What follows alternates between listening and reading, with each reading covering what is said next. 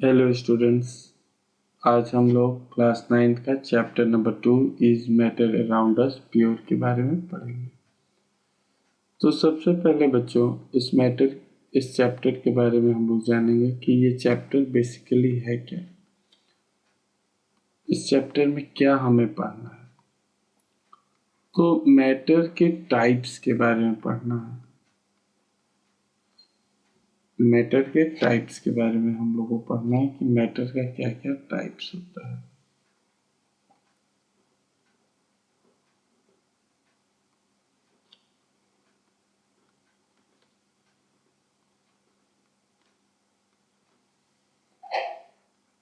Types के बारे में पढ़ना है। मैटर जो है दो टाइप का होता है। अगर हम देखें तो मैटर को दो टाइप्स में हम लोग डिवाइड करते हैं। एक को कहते हैं प्योर सब्सटेंस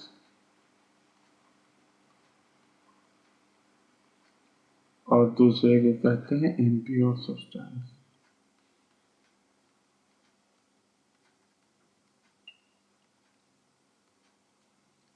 यानी मिक्सचर। इम्प्योर सब्सटेंस को हम लोग मिक्सचर भी कहते हैं। अब प्योर सब्सटेंस क्या होता है, इम्प्योर सब्सटेंस क्या होता है, इस चैप्टर में हम लोग डिटेल में पढ़ेंगे कि प्योर इम्प्योर के बीच में क्या अंतर होता है। तो सबसे पहले क्लासिफिकेशन होता कैसे है, तो everything that exists in the earth in the form of matter, which further defined as any substance that occupy space and has mass। तो जो चैप्टर 1 में हम लोगों ने पढ़ा था मैटर के डेफिनेशन के बारे में कि मैटर को क्या डिफाइन करता है, any substance that occupies space, जिसके पास जो कुछ स्पेस को ऑक्यूपाई करे, जो किसी जगह को जो है में आए, कोई जगह ले और उसके पास मास हो। तो अगर ये दो चीजें होती हैं किसी भी सब्सटेंस के पास कि वो स्पेस ऑक्यूपाई करता है और उसके पास मास है, तो हम उसको मैटर कहते हैं। मैटर के फिजिकल प्रॉपर्टी के आधार पर हम लोगों ने मैटर को जो है सॉलिड, लिक्विड और गैस में डिवाइड किया था। ये किस आधार पे हम लोगों ने किया था, स्टेट ऑफ मैटर, यानी मैटर का जो है किस तरह का स्टेट है कि वो किस अवस्था में, फिजिकल स्टेट जिसे हम लोग कहते हैं। फिजिकल स्टेट के आधार पर मैटर को जो है 3 ग्रुप में डिवाइड किया जाता है, सॉलिड, लिक्विड और गैस। और इसके अलावा जो है केमिकल प्रॉपर्टीज के आधार पर हम लोग मैटर को प्योर सब्सटेंस और मिक्सचर में डिवाइड करते हैं। यानी अगर स्टेट के बेसिस पे हम लोग मैटर को क्लासिफाई करें, डिवाइड करें, तो वो होगा सॉलिड, लिक्विड और गैस स्टेट के आधार पे। यानी उसका फिजिकल स्टेट क्या है, वो सॉलिड स्टेट में है कि लिक्विड स्टेट में है कि गैसियस स्टेट में। लेकिन अगर कंपोजिशन के आधार पे हम डिवाइड करें कि मैटर किस तरह का है, क्या उसका कंपोजिशन है, तो हम लोग केमिकली जो है केमिकल बेसिस पे, केमिकल प्रॉपर्टीज के आधार पे हम लोग मैटर को जो है प्योर सब्सटेंस और मिक्सचर में डिवाइड करते हैं। तो सबसे पहले मैटर आ जाता है, सॉलिड, लिक्विड, गैस। ये फिजिकल स्टेट के आधार पर लिखा हुआ है, फिजिकल स्टेट। हम लोग को ये बात समझना है कि मैटर कब हम बताएंगे कि मैटर जो है सॉलिड, लिक्विड, गैस 3 स्टेट में होता है। अगर हम कहेंगे कि मैटर को कितने स्टेट में डिवाइड किया गया है, उसके फिजिकल प्रॉपर्टी के आधार पर मैटर का क्लासिफिकेशन क्या है, तो उस कंडीशन में हम लोग कहेंगे कि मैटर जो है सॉलिड, लिक्विड और गैस 3 तरह का होता है। अगर हम लोग केमिकल बेसिस पे अगर कहें, तो केमिकल बेसिस पे या तो वो मिक्सचर होगा, नहीं तो वो प्योर सब्सटेंस होगा। यानी ये मिक्सचर और प्योर सब्सटेंस, ये जो क्लासिफिकेशन है बच्चों, ये केमिकल प्रॉपर्टीज के आधार पर है। अब कहोगे सर फिजिकल प्रॉपर्टीज क्या होती है और केमिकल प्रॉपर्टीज क्या होती है। बच्चों इसको हम लोग इन डिटेल पढ़ेंगे। अभी जानो कि फिजिकल प्रॉपर्टीज उस तरह की प्रॉपर्टी होती है जिसमें स्टेट होता है, डेंसिटी होती है। तो स्टेट अगर आता है कि किस तरह का स्टेट है, क्या उसकी डेंसिटी है, उसका मास कितना है, उसका वॉल्यूम क्या है, ये सब अगर हम पढ़ते हैं तो वो फिजिकल प्रॉपर्टीज आती है। केमिकल प्रॉपर्टी में हम लोग उसके कंपोजिशन के बारे में पढ़ते हैं, यानी बनावट के बारे में। कंपोजिशन कंपोजिशन के बारे में पढ़ते हैं। इसको इस चैप्टर में हम लोग डिटेल में जानेंगे कि फिजिकल प्रॉपर्टी और केमिकल प्रॉपर्टी में बेसिक अंतर क्या है। तो मैटर को जो है केमिकल प्रॉपर्टीज के आधार पर दो ग्रुप में डिवाइड किया गया है, मिक्सचर में और प्योर सब्सटेंस में। मिक्सचर में वेरिएबल कंपोजिशन होता है, यानी इसका composition through out the substance same नहीं होता है। इसका through out the substance composition क्या होता है, वेरिएबल होता है। इसमें क्या होता है, कंपोजिशन वेरिएबल कंपोजिशन नहीं होता, इनवेरिएबल होता है, यानी फिक्स्ड कंपोजिशन होता है, फिक्स्ड कंपोजिशन।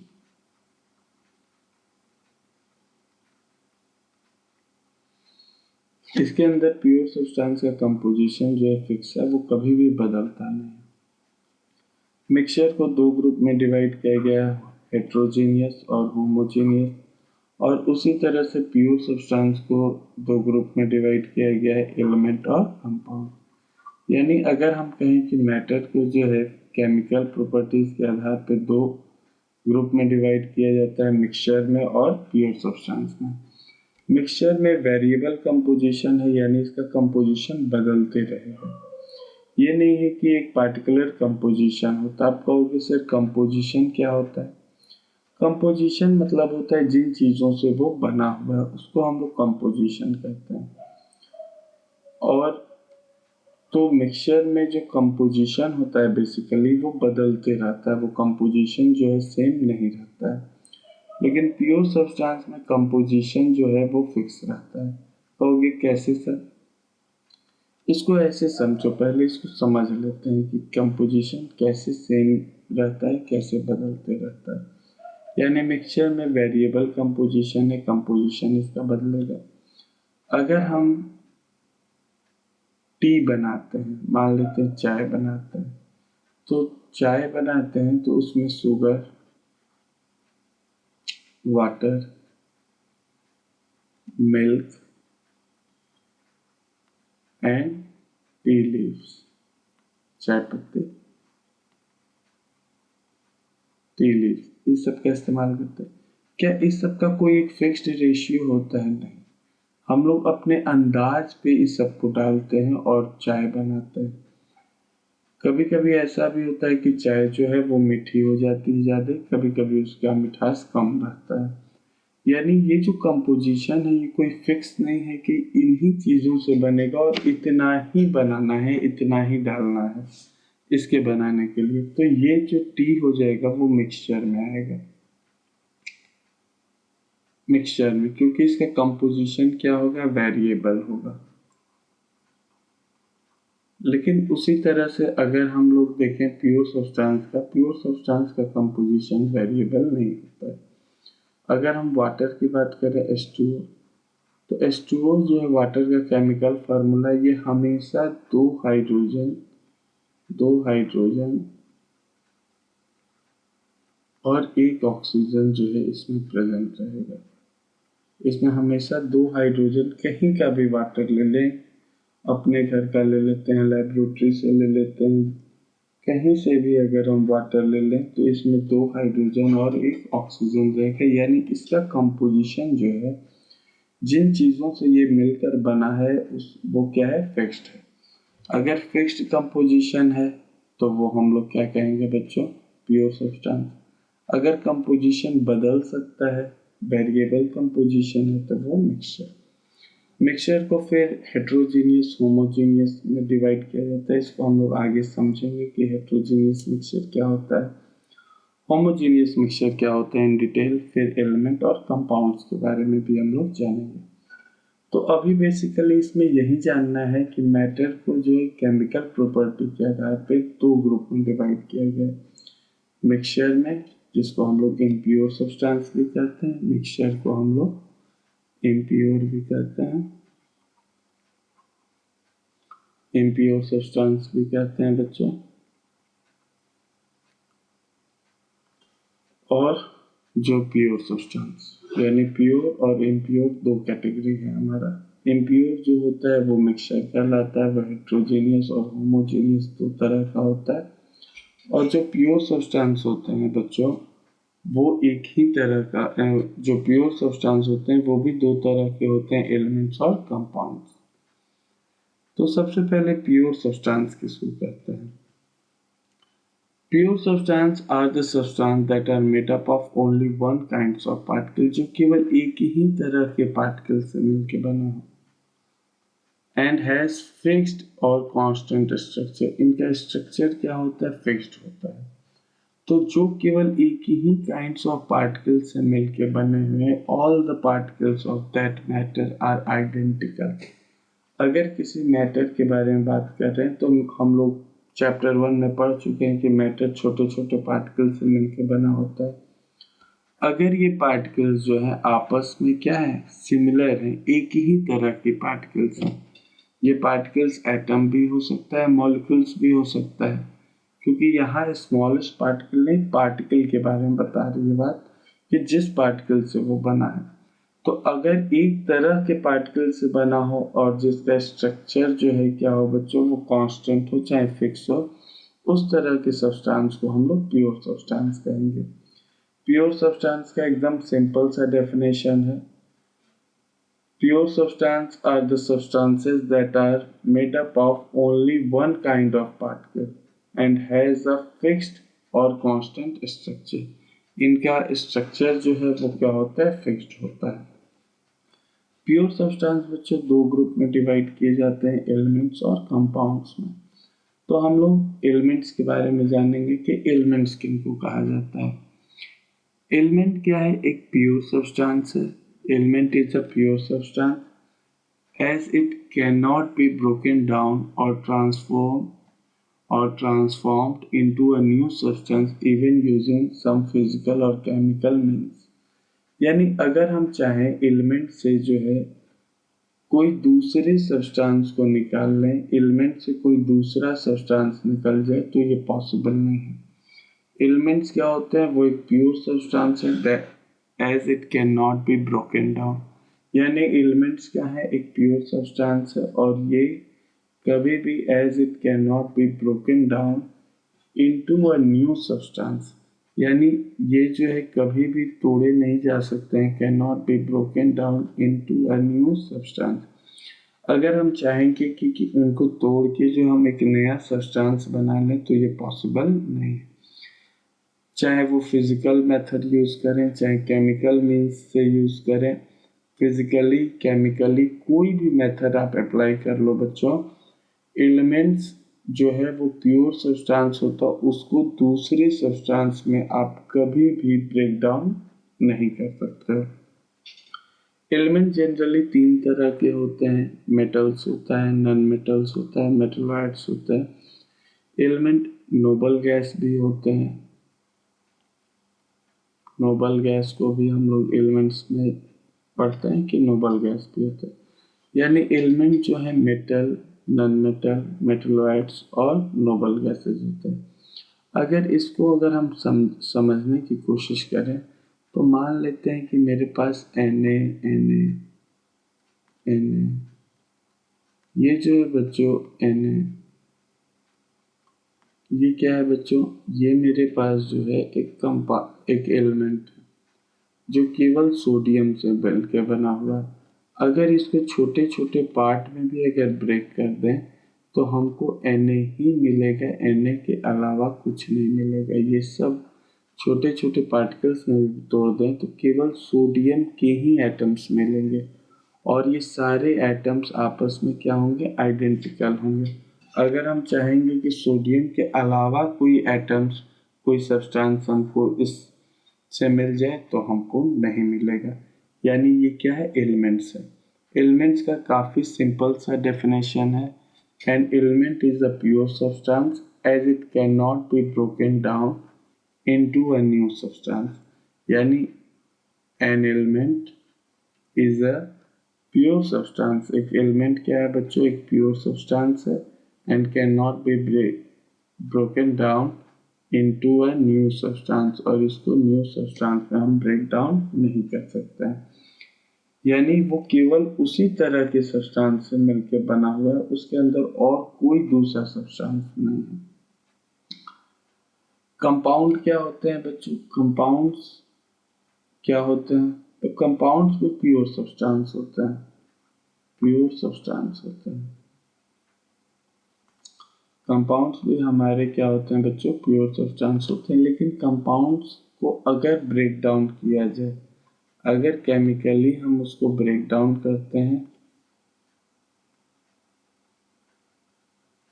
अगर हम इसको ब्रेक डाउन करते हैं तो इसमें से अलग अलग तरह के अदर एलिमेंट्स मिलते हैं, यानी जैसे वाटर, H2O वाटर हो गया, ये पानी है। तो वाटर क्या है बच्चों कि अगर हम देखेंगे वाटर में, तो हर एक वाटर जो H2O पार्टिकल से मिलकर बना हुआ होता है। H2O पार्टिकल से कोई भी सब्सटेंस जैसे वाटर है, H2O, ये क्या है बच्चों,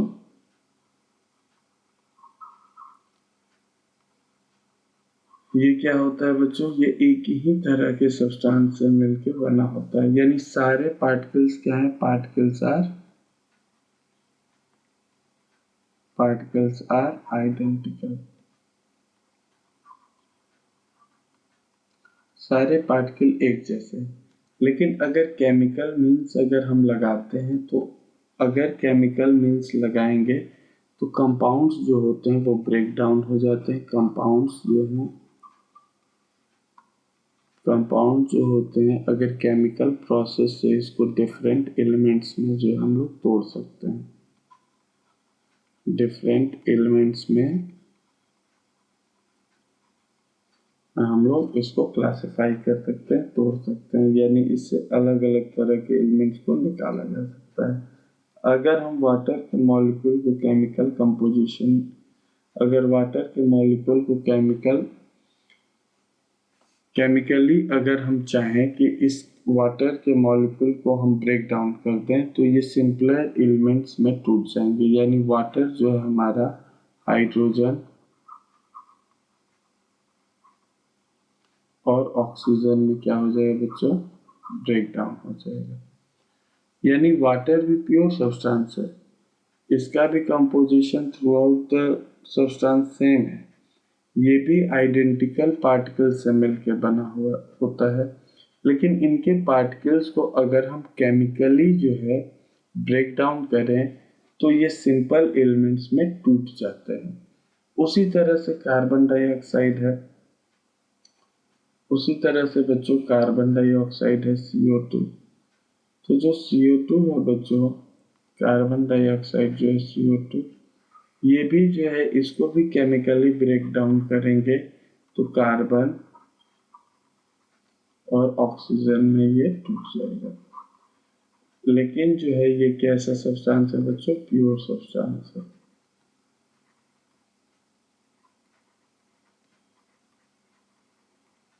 क्योंकि हर एक पार्टिकल क्या है, आइडेंटिकल है। तो यहाँ तक तो क्लियर हो गया कि हर एक पार्टिकल आइडेंटिकल जो है वो एलिमेंट्स में भी होते हैं, कंपाउंड्स में भी होते हैं। बस अंतर यह है कि एलिमेंट्स के पार्टिकल को आप फर्दर डिवाइड नहीं कर सकते हो, लेकिन कंपाउंड के पार्टिकल को अगर आप केमिकली चाहो तो इसको छोटे छोटे जो है अलग अलग एलिमेंट्स में आप निकाल सकते हो, जितने एलिमेंट्स इसमें प्रेजेंट होंगे वो अलग हो सकते हैं। Compounds on the other hand are the pure substance when two or more elements combined chemically। यानी जो एक कंपाउंड क्या होता है, कब बनता है, जब एलिमेंट्स आपस में केमिकली कंबाइन करते हैं।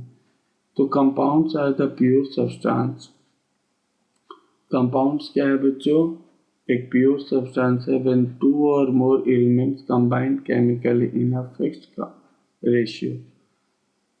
यानी ये कब बनते हैं, ये कब बनेंगे, जब दो या दो से अधिक एलिमेंट जो है फिक्स्ड कंपोजिशन में केमिकली आपस में मिलेगा। और कंपाउंड को जो हम लोग केमिकल मेथड से जो है सेपरेट कर सकते हैं डिफरेंट एलिमेंट्स में। जैसे यहाँ पे डायग्राम में देख रहे होंगे आप लोग helium.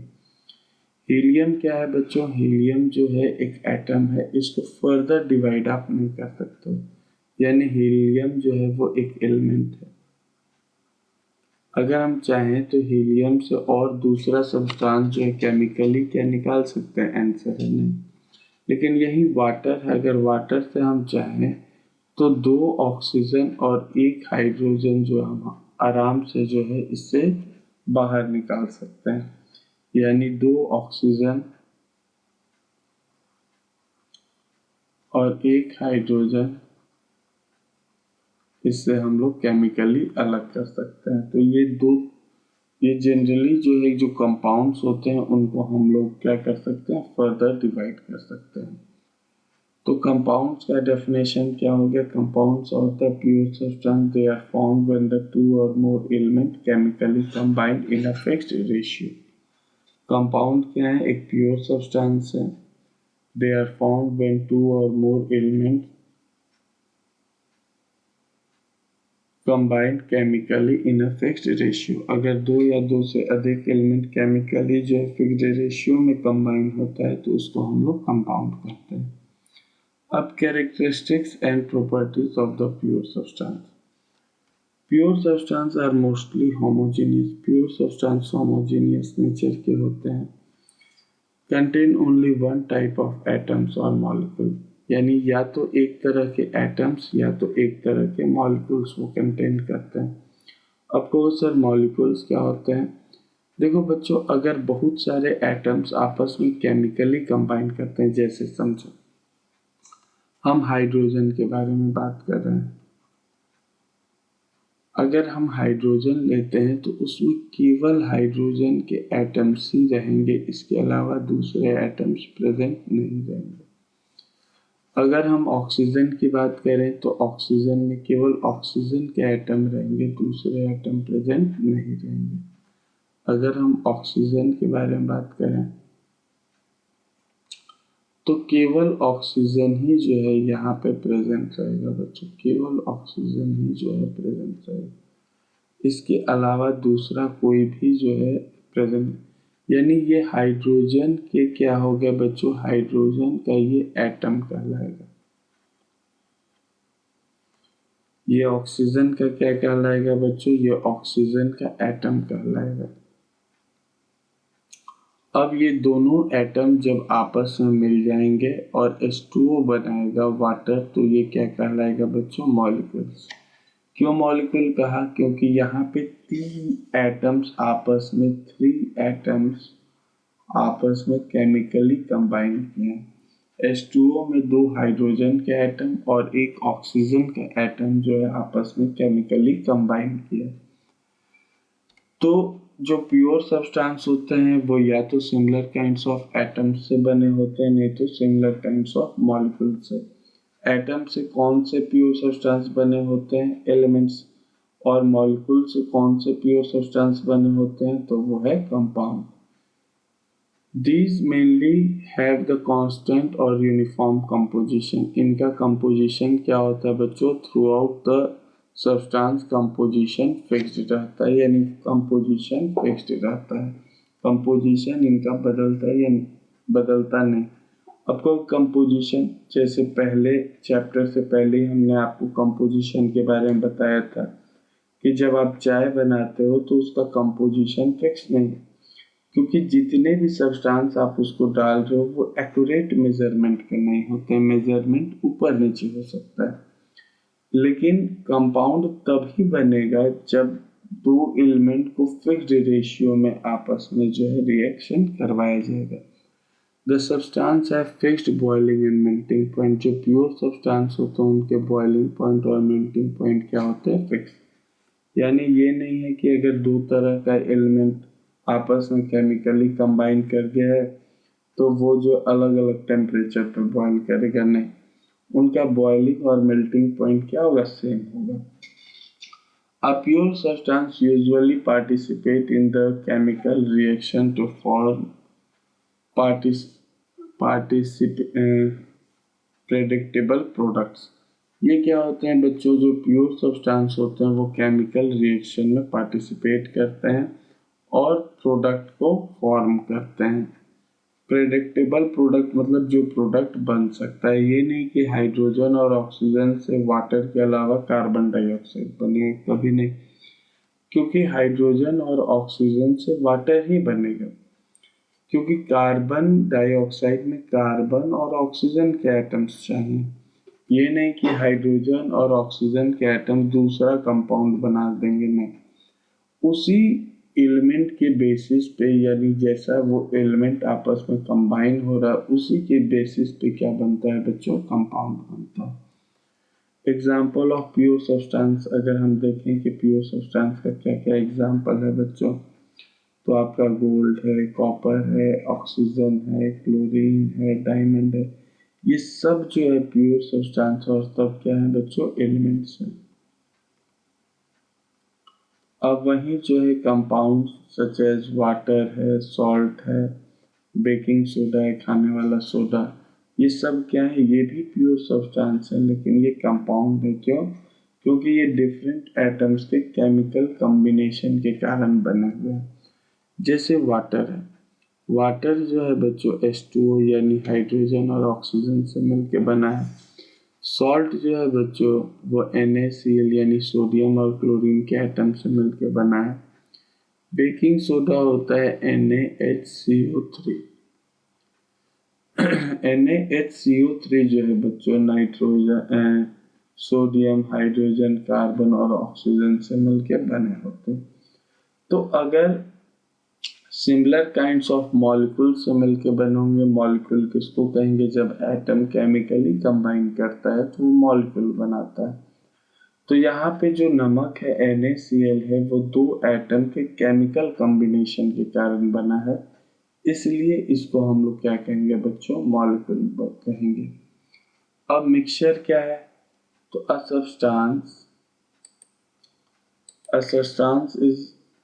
A substance is impure if it consists of different kinds of atom combined physically, not chemically। अगर डिफरेंट काइंड्स ऑफ एलिमेंट या डिफरेंट काइंड्स ऑफ कंपाउंड जो है वो केमिकली कंबाइन नहीं करके फिजिकली कंबाइन करे, यानी एलिमेंट जो होते हैं बच्चों फिजिकली जो है आपस में कंबाइन कर ले, यूं ही अगर हम मिला दें, फिजिकली अगर मिले हों तो उनको हम लोग क्या कहेंगे, मिक्सचर कहेंगे। अब वाटर ही के बारे में अगर देखते हैं, अगर हम समझते हैं कि हाइड्रोजन और ऑक्सीजन को केवल मिलाते हैं, हाइड्रोजन और ऑक्सीजन को, इनमें केमिकल रिएक्शन नहीं होता है, केवल आपस में हम मिला दिए, तो ये क्या होंगे बच्चों, ये मिक्सचर कहलाएंगे। अगर इनमें केमिकल रिएक्शन होता है और ये एटम्स आपस में मिलके मॉलिक्यूल्स बनाते हैं, तब हम कहेंगे कि देखो यहाँ पे केमिकल कॉम्बिनेशन हो रहा है। लेकिन मिक्सचर में डिफरेंट सब्सटेंस एलिमेंट जो है आपस में केवल और केवल जो है बच्चों केमिकली कंबाइन ना करके फिजिकली कंबाइन करता है। इम्प्योर सब्सटेंस और also called mixture, impure substance को हम लोग मिक्सचर कहते हैं। मिक्सचर को दो ग्रुप में डिवाइड किया जाता है, होमोजीनियस और हेट्रोजीनियस। कि होमोजीनियस मिक्सचर क्या होते हैं, हेट्रोजीनियस क्या होते हैं, ये डायग्राम से समझ में आ जाएगा। अगर जिनका कंपोजिशन थ्रू आउट, ऐसे मिक्सचर जिनका कंपोजिशन क्या है, यूनिफॉर्म कंपोजिशन है, यानी जिनका यूनिफॉर्म कंपोजिशन है, ऐसे मिक्सचर का जिनका कंपोजिशन क्या हो, यूनिफॉर्म हो, उस तरह के मिक्सचर को हम लोग क्या कहते हैं, होमोजीनियस। मान लेते हैं इनमें इसमें नमक मिलाया गया, क्या नमक दिख रहा है, नहीं, क्योंकि कंपोजिशन क्या है, यूनिफॉर्म है। तो ये सॉल्ट प्लस वाटर है, तो ये सॉल्ट प्लस वाटर कैसा मिक्सचर बना रहा है, होमोजीनियस। और इसमें different types of material present है मिल्क में, तो ये मिल्क क्या है बच्चों, हेट्रोजीनियस है। ये क्या है बच्चों, हेट्रोजीनियस है। अब what is the homogeneous mixture, homogeneous mixture किसको कहते हैं, these are the types of mixture in which components mixed are uniformly distributed, in which the components mixed are uniformly distributed। जो components आपस में mix किए गए हैं वो क्या होते हैं बच्चों, यूनिफॉर्मली डिस्ट्रीब्यूटेड, यानी एक बराबर मिले रहते हैं। अगर यूनिफॉर्मली डिस्ट्रीब्यूट अगर कोई सब्सटेंस हो, अगर कोई ऐसा मिक्सचर हो जो यूनिफॉर्मली डिस्ट्रीब्यूटेड है, तो इस तरह के मिक्सचर को हम लोग होमोजेनियस मिक्सचर कहेंगे। Throughout the mixture, we can observe only one phase of the matter in a homogeneous mixture। यहाँ ध्यान दो कि ये क्या कर रहा है, we can observe only one phase of the matter। observe only one phase कहने का मतलब जब वाटर प्लस सॉल्ट हम लोग डालते हैं तो ये सॉल्ट क्या होता है, वाटर में डिजॉल्व हो जाता है। तो केवल हम लोग जो है बच्चों वाटर को देखते हैं जो कि किस स्टेट में होता है, लिक्विड स्टेट में। यहाँ पे केवल वाटर को ही हम लोग देख पाते हैं, यानी सिंगल फेज, यानी आपस में मिले तो बहुत सारे सब्सटेंस है लेकिन केवल एक ही लगता है कि एक ही चीज है, तो इस तरह के सब्सटेंस को हम लोग मिक्सचर कहते हैं और ये होमोजेनियस मिक्सचर कहलाता है, यानी यूनिफॉर्म फेज रहता है इनमें। यानी आपस में मिलेंगे तो लगेगा कि नहीं केवल पानी है, तो यही लगता है कि केवल एक ही चीज है, इसमें दूसरा चीज मिलाया ही हुआ नहीं है। ये ऐसे ही था। तो अगर सिंगल फेज अगर आपको लगे तो समझ जाइए ये कैसा मिक्सचर है बच्चों, होमोजेनियस मिक्सचर है। Key points regarding such mixtures are the particle are distributed uniformly. Homogeneous mixture के पार्टिकल क्या होते हैं, यूनिफॉर्मली डिस्ट्रीब्यूट होते हैं। यू कैन नॉट जज अ homogeneous mixture by seeing it, यानी आप जो है केवल देख के ये नहीं बता पाओगे कि इसमें क्या घुला है। जैसे ऊपर के एक्टिविटी में पानी अगर हम आपको दें एक गिलास में पानी और नमक मिला दें तो आप नहीं डिस्टिंग्विश कर पाओगे कि इसमें जो है पानी है, किसमें क्या है, पानी और नमक दोनों, जब तक आप पीते नहीं हो। यानी अगर केवल देख के बताना है कि इसमें क्या क्या मिला हुआ है तो आप नहीं बता सकते। लेकिन यही अगर हम आपको जो है जब घर में मेहमान आते हैं तो मिक्सचर दे देते हैं, तो मिक्सचर में आप देख के बता दोगे कि ये जो है बादाम है, ये जो है सेब है, ये जो है मूंग दाल है, तो वहाँ देख के बता दोगे, यानी आप देखते के साथ बता दोगे कि इसमें क्या क्या चीज मिला हुआ है। अगर मान लेते हैं कि आप क्या करो बच्चों, एक गिलास पानी ले लो और उसमें थोड़ा सा ऑयल डाल दो, ऑयल, तो आप देखते ही कहोगे कि ये सर ये वाटर है और इसके ऊपर जो तैर रहा है वो क्या है बच्चों, ऑयल है, this type of oil present. तो ये क्यों आप देखते बता देते हो, क्योंकि ये होमोजेनियस नहीं हेट्रोजेनियस मिक्सचर है। होमोजेनियस को आप देख के नहीं बता पाओगे कि इसमें क्या क्या मिला होगा। Homogeneous mixture are also called solution. ये एक बड़े काम की चीज है कि होमोजेनियस मिक्सचर ही को हम लोग सॉल्यूशंस भी कहते हैं। यूनिफॉर्म कंपोजिशन होता है इसमें, through out the composition uniform होता है। अब रेन वाटर में बहुत सारे एसिड्स भी प्रेजेंट होते हैं,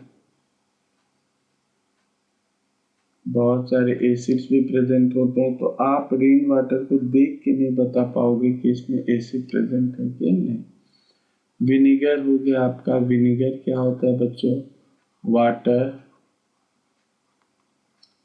plus acetic acid, water plus acetic acid का मिक्सचर होता है।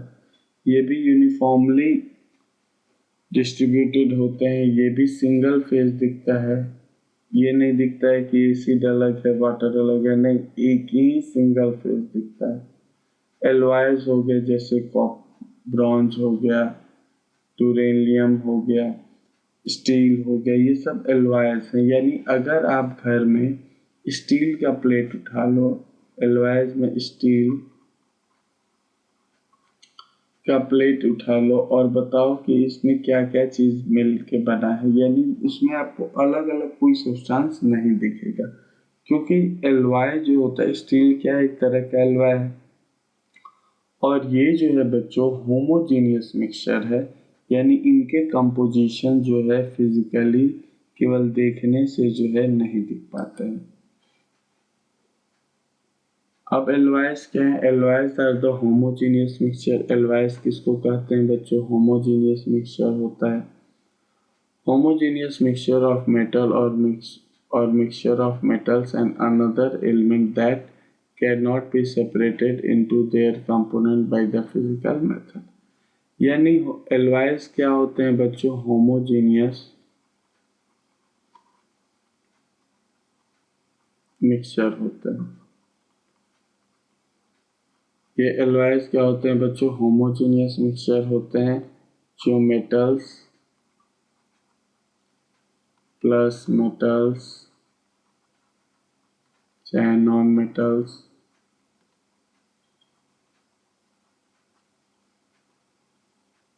के फिजिकल कॉम्बिनेशन के कारण जो है बनते हैं। ये कैसे कॉम्बिनेशन के द्वारा? फिजिकल, यानी फिजिकल कॉम्बिनेशन होता है।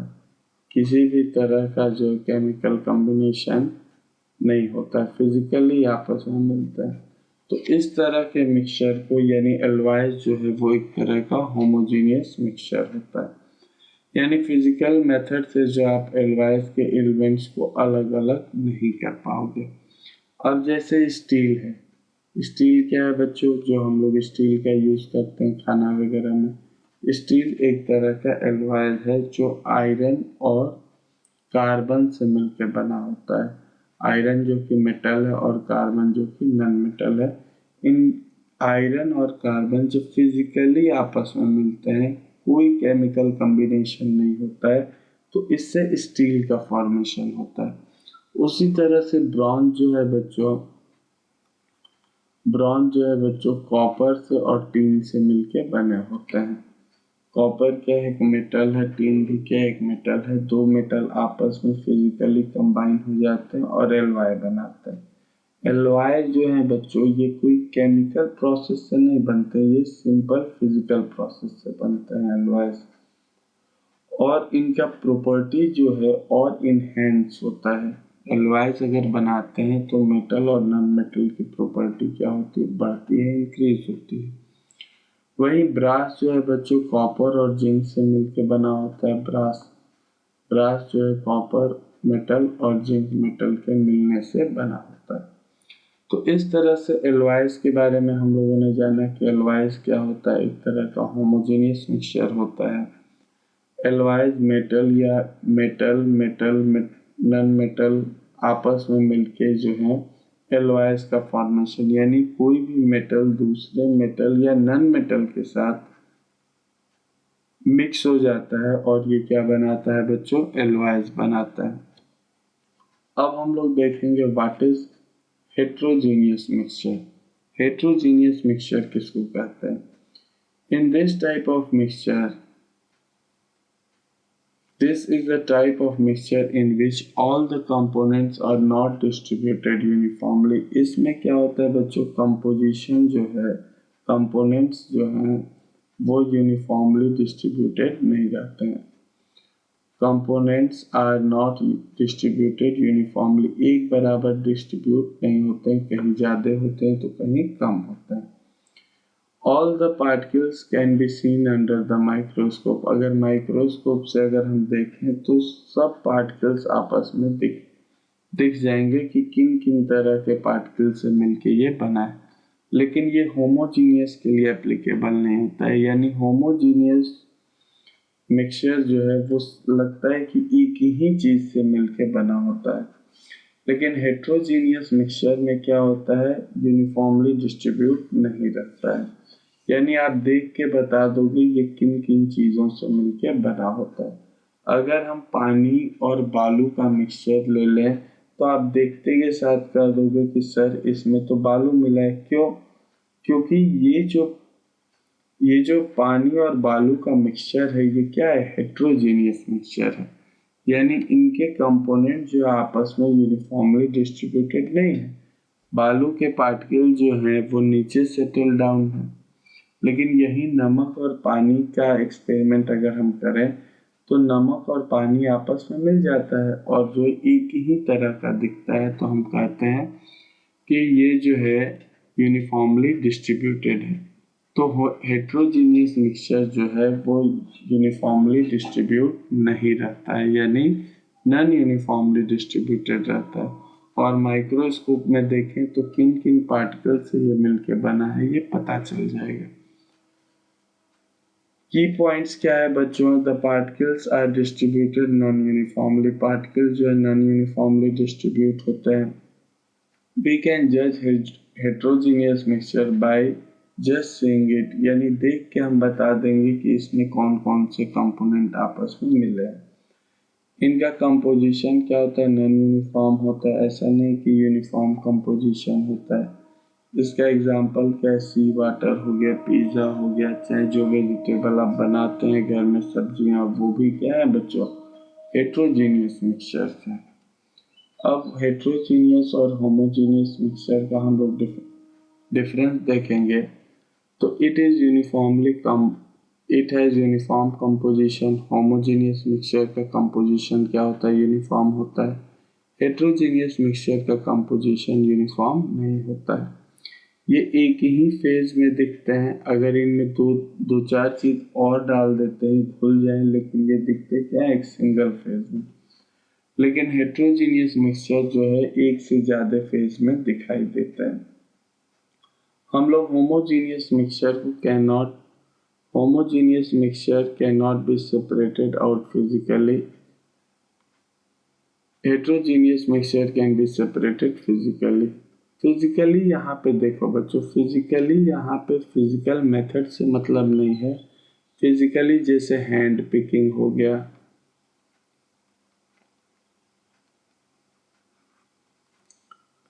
उसके बाद जो है सीविंग हो गया, इस सब मेथड से अगर अलग किया जाता है उसको फिजिकली कहा जा रहा है। ऐसा नहीं कि इवापोरेशन से तो नमक और पानी अलग हो ही जाएगा।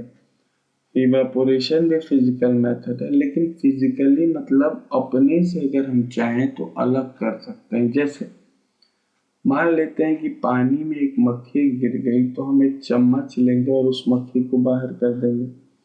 लेकिन अगर पानी में जो है नमक घुला हुआ है तो उसको आप चम्मच लेके आसानी से अलग नहीं कर सकते। और उसके लिए आपको इवापोरेशन करना होगा, पानी को गर्म करेंगे, पानी सारा भाप बनकर उड़ जाएगा और नमक नीचे क्या हो जाएगा? रह जाएगा। तो ये जो इवापोरेशन है ये फिजिकली नहीं हुआ। फिजिकली मतलब शारीरिक रूप से अगर हम कर सकते हैं तो उसको अलग किया जा सकता है। जो हेट्रोजीनियस मिक्सचर है उनको हम लोग अलग कर सकते हैं, लेकिन होमोजीनियस मिक्सचर को अलग नहीं कर। होमो का मतलब ही होता है क्या बच्चों? सेम, और हेट्रो मतलब होता है डिफरेंट। अल्कोहल और वाटर का जो मिक्सचर है वो होमोजीनियस है। और सोडियम क्लोराइड और सैंड का यानी नमक का और बालू का जो मिक्सचर है वो क्या है बच्चों? हेट्रोजीनियस मिक्सचर है। तो ये आपका होमोजीनियस और हेट्रोजीनियस मिक्सचर का डिफरेंस है। Characteristics and the properties of mixture और the impure substance. Impure substance के जो कैरेक्टरिस्टिक्स के बारे में हम लोग कल देखेंगे। आज के लिए बस बच्चों इतना है।